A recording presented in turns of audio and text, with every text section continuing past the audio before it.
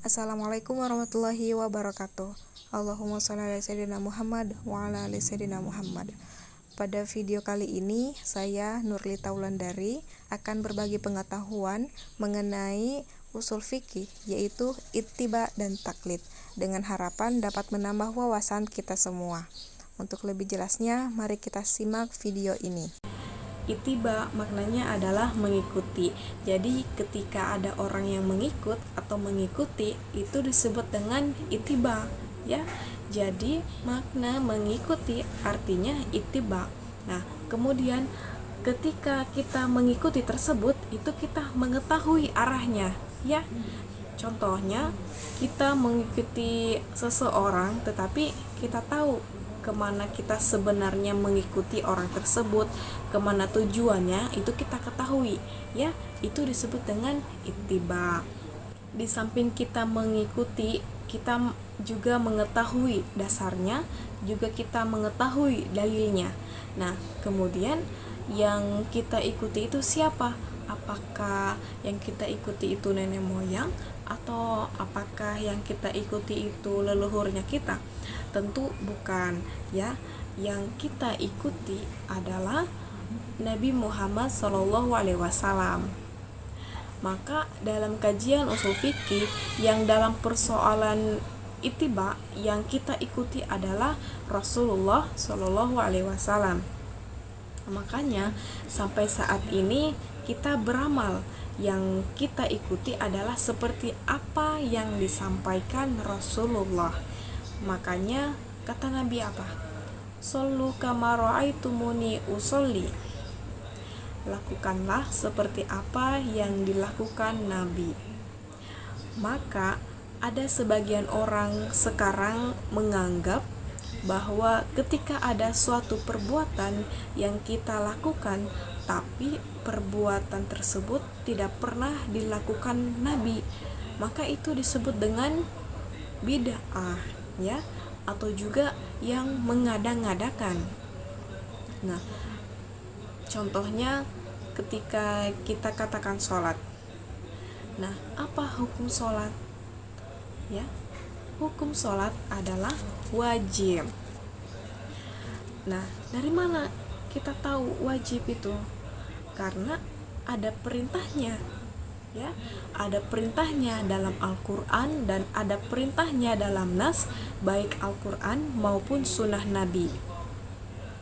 Kata Al-Quran apa? Wa aqimus sholah wa atu zakah. Kata Nabi apa? Shollu kama ra'aitumuni usolli. Nah, oleh karena itu, orang yang sholat lalu kemudian dia mengetahui dasarnya, dia kemudian tahu dalilnya, kemudian kepada apa yang dilakukan oleh Nabi, maka kemudian itu disebut dengan ittiba. Jadi di sini kata kuncinya ittiba adalah mengikut atau mencontoh dengan mengetahui dasarnya, dengan mengetahui dalilnya.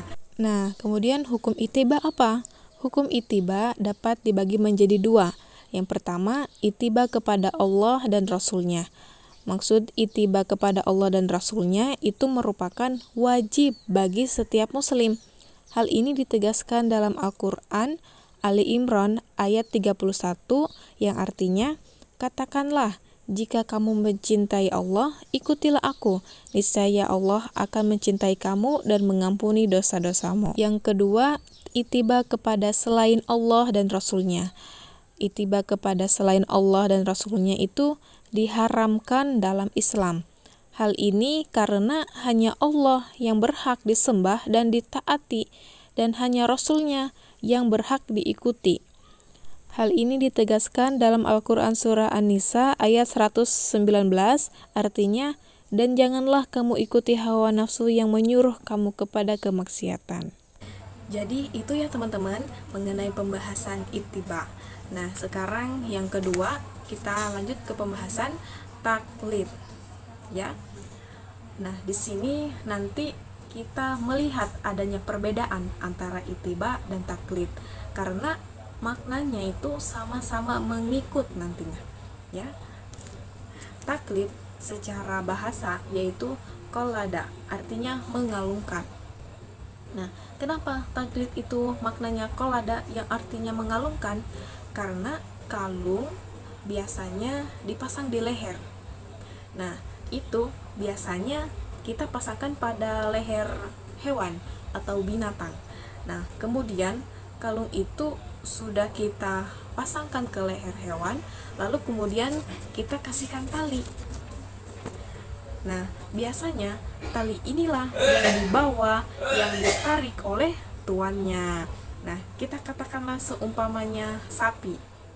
Ketika kita kasih kalung, lalu kemudian kita kasih tali, maka tali inilah nanti ditarik oleh tuannya. Nah, sehingga nanti sapi ini mengikuti kemana arah dan kemana tujuan tuannya.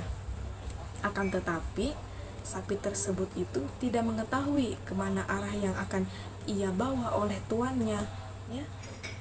Nah, disinilah nanti letaknya perbedaan antara ittiba dan taklid. Kalau ittiba itu mengikuti dengan mengetahui dasarnya, sementara taklid itu mengikuti tetapi tidak mengetahui dasarnya. Makanya secara bahasa taklid itu dikatakan sebagai kalung, karena kalung itu adalah melekat di leher kemudian dikasih tali. Nah, tali itulah yang kemudian ditarik oleh tuannya. Mereka hanya mengikuti saja kemana kata tuannya, ya ke sana, tanpa mereka ketahui dari awal kemana arahnya. Nah, itulah makna taklid secara bahasa. Kemudian secara istilah, ada beberapa definisi dikemukakan para ulama terkait dengan makna taklid ini. Umpamanya Imam Al-Ghazali mengatakan taklid itu adalah menerima ucapan tanpa hujjah.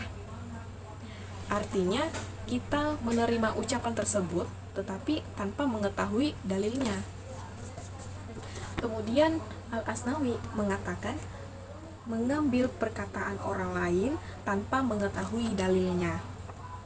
Jadi itu ya taklid secara istilah yang menurut para ulama. Jadi kata kunci dari taklid itu hanya mengikuti dalam bentuk perkataan, bukan perbuatan. Selanjutnya hukum bertaklid. Pada asalnya bertaklid dalam hukum Islam itu sangat dilarang karena ia hanya mengikuti tanpa mengetahui alasan dan dalilnya. Namun para ulama berpendapat hukum bertaklid dalam Islam itu bersifat relatif, tergantung pada beberapa faktor seperti kemampuan seseorang untuk berijtihad, jenis masalah yang dihadapi, dan kepada siapa taklid dilakukan. Namun juga para ulama menghukumi taklid itu dengan 3 hukum, yaitu taklid yang boleh. Maksudnya seorang mujtahid mutlak yang memiliki kemampuan untuk mengeluarkan hukum berdasarkan sumber-sumber hukum Islam, haram baginya untuk bertaklid kepada mujtahid lain. Yang kedua, taklid wajib. Maksudnya bagi orang awam yang ilmu agamanya belum mendalam, taklid kepada seorang mujtahid yang kompeten itu adalah wajib. Nah, yang ketiga adalah taklid yang haram. Maksudnya di sini adalah taklid kepada orang yang sesat dalam agama atau kepada orang yang tidak memiliki ilmu agama yang mendalam. Itu adalah haram hukumnya. Lalu teman-teman, ada yang istilahnya dengan taklid buta. Taklid buta merujuk pada peniruan buta dalam ilmu hukum Islam. Taklid buta ini terjadi ketika individu secara membabi buta mengikuti pendapat seorang ulama tanpa memahami dasar-dasarnya dalam Al-Quran dan Sunnah. Nah, konsekuensinya itu membuta mengikuti pendapat dapat menyebabkan praktik yang bertentangan dengan Al-Quran dan Sunnah. Jadi teman-teman, pentingnya dalam pemeriksaan dengan kritis bahwasannya Muslim didorong untuk mencari ilmu dan bertanya untuk memastikan mereka mengikuti ajaran Islam yang benar. Jadi bagaimana teman-teman? Sudah dapat membedakan antara ittiba dan taklid? Jadi di sini saya simpulkan kalau ittiba yaitu mengikuti ajaran Nabi Muhammad secara langsung, baik dalam perkataan maupun perbuatan, dengan memahami dasar hukumnya. Sedangkan taklid yaitu mengikuti pendapat seorang mujtahid atau ahli hukum Islam tanpa memahami dasar hukumnya. Terima kasih teman-teman sudah menyimak video saya kali ini. Semoga dapat bermanfaat bagi kita semua. Dengan ucapan wabillahi taufik wal hidayah. Assalamualaikum warahmatullahi wabarakatuh.